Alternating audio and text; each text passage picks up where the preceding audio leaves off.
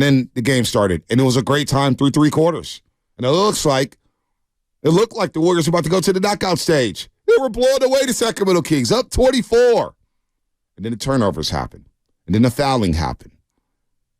And then the rhythm was gone, and you blew it down the stretch. So what went wrong, in your opinion, with the Golden State Warriors? Should Moses Moody have played the last 426? I think so. Shasky thinks so. What do you think? Here's what Steve Kerr said about the two things that prevented the Warriors from the win.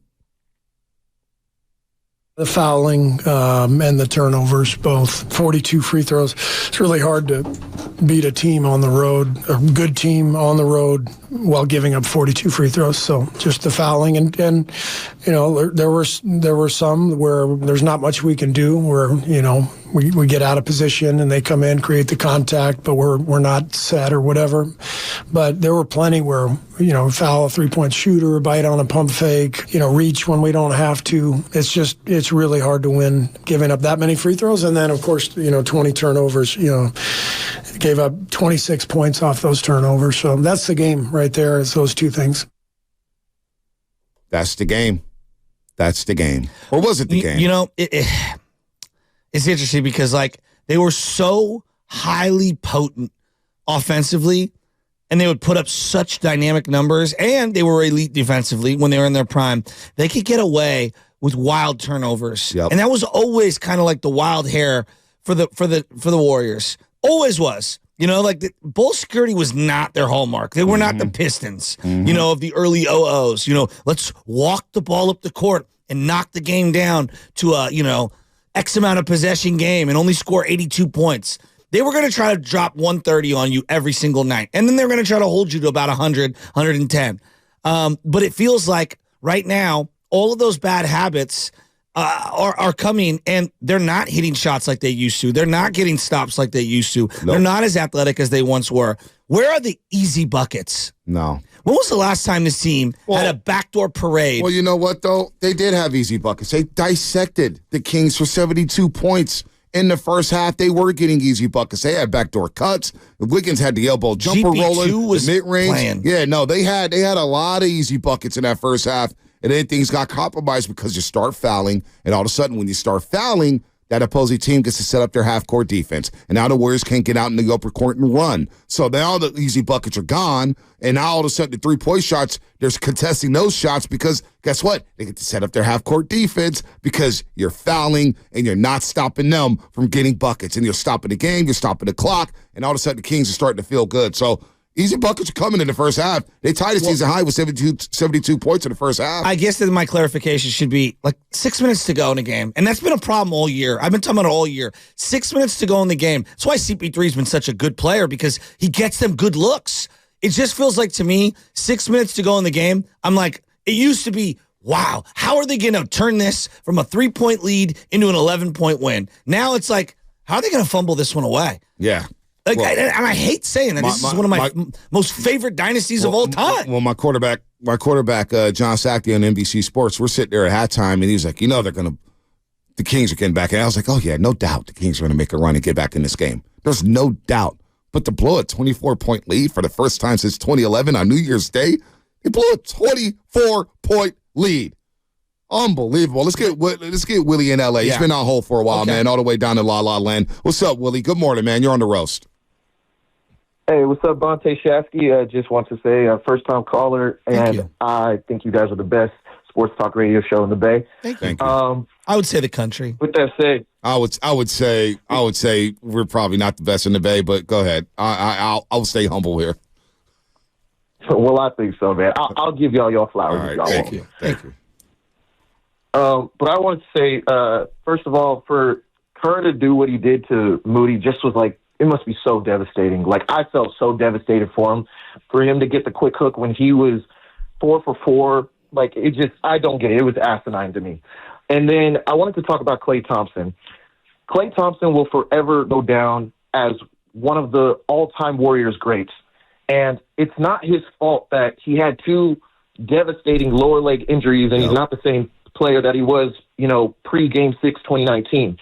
But at this point, hard conversations need to be had about the direction that this team is going and potentially moving some players to bench roles, like you guys were just talking about with Mon, when I know like it ultimately doesn't really matter, I think, who's starting, who isn't. It matters closing time. But we've seen before the sample size when Klay is getting set up with good looks in space, especially like with CP3, with what we've seen so far, like he gets some really great shots. Yep. But when left up to his own devices, he's over-dribbling, he's making poor shot selection, and he's just trying to find, that old thing, that he was once before. But at the end of the day, Kerr's got to decide, are we going to coach to win games or stroke egos? And that's just where I see That's a great call, Willie. That's a great call.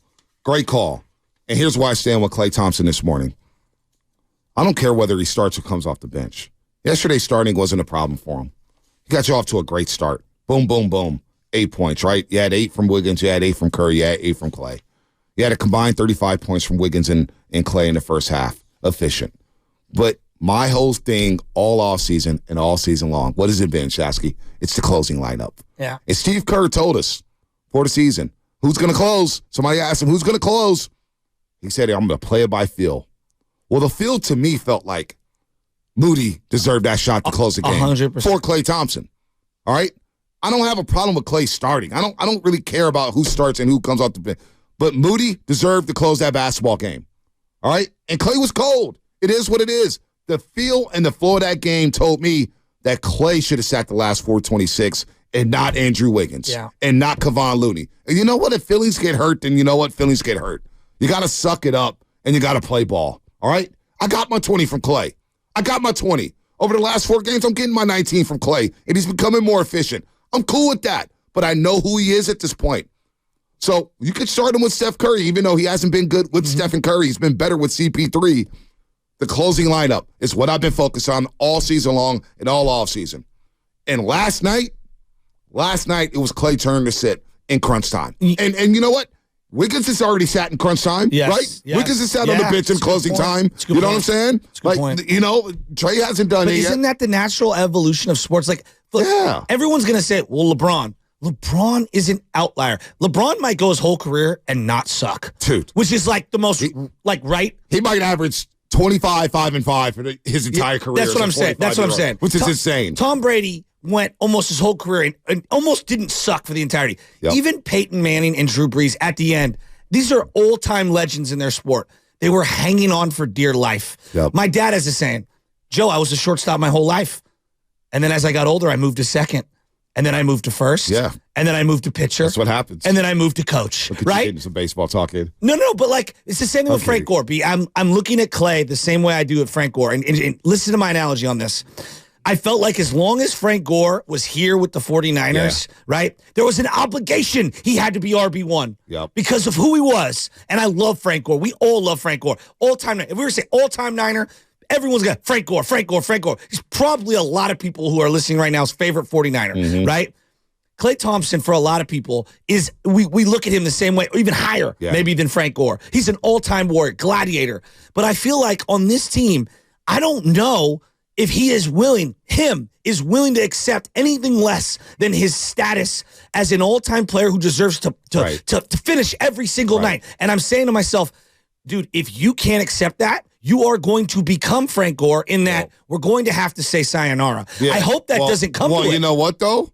The way Steve Kerr's coached last night, and if he continues to coach like this, I remember Dan Dibley at the Warriors Summit said that Steve Kerr's extension is coming in 3 weeks. Well, that extension hasn't come yet. And I don't think Joe Lacob is in a hurry to give Steve Kerr that extension. So you got 2 guys here who have contract extensions on the table. Or not, maybe not even on the table. But they could both be gone after the season. So Steve Kerr, with the way he coached last night, I don't think Mr. Lacob's happy about it. I would love to know how Lacob was watching that game last night. I would love to know that. Let's go to Nick in San Jose. Nick in San Jose, welcome to the Morning Roast. I thought it was Brian on a rainy Warriors Wednesday. What's up, Nick? Hey, I want to be thankful that my Shasky is going to come out on me. I'm thankful for you too. I'm thankful for my son, and I'm thankful for the 4 chips that the Warriors have, and the memories Klay made, whether it was the 13 in Houston, the 61 against the Kings. But I want to start with disgusting. Steve Kerr lost the game last week with the Thunder not fouling. Yesterday, everyone knew that was a foul on Curry to lose that timeout. They're doubling Curry, and they don't get him off the ball, so he doesn't have to be doubled. Mike Brown outcoached him. I understand bringing Wiggins back in, but you take Clay out to keep Moody in. And then the last thing is, if you're the Santa Clara kid or you're the Indiana kid's son, he doesn't play them at all. I mean, that must be devastating for them. So I blame Kerr, number one. And then I want a couple questions for you guys before I become just crazy. Why? And Kentor Andrews reported this last night, Bonte.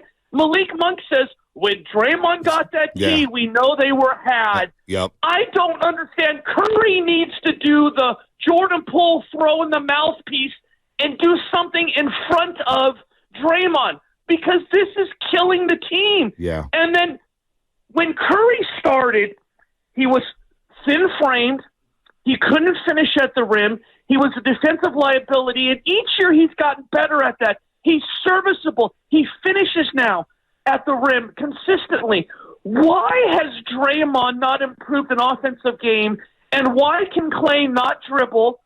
His playmaking is decent, but why don't we see improvements with these guys? This is who they are. Those things. Yeah. Yeah, no, Nick. They're Nick, 33. It's a valid question. They are who they are. They are who they are now.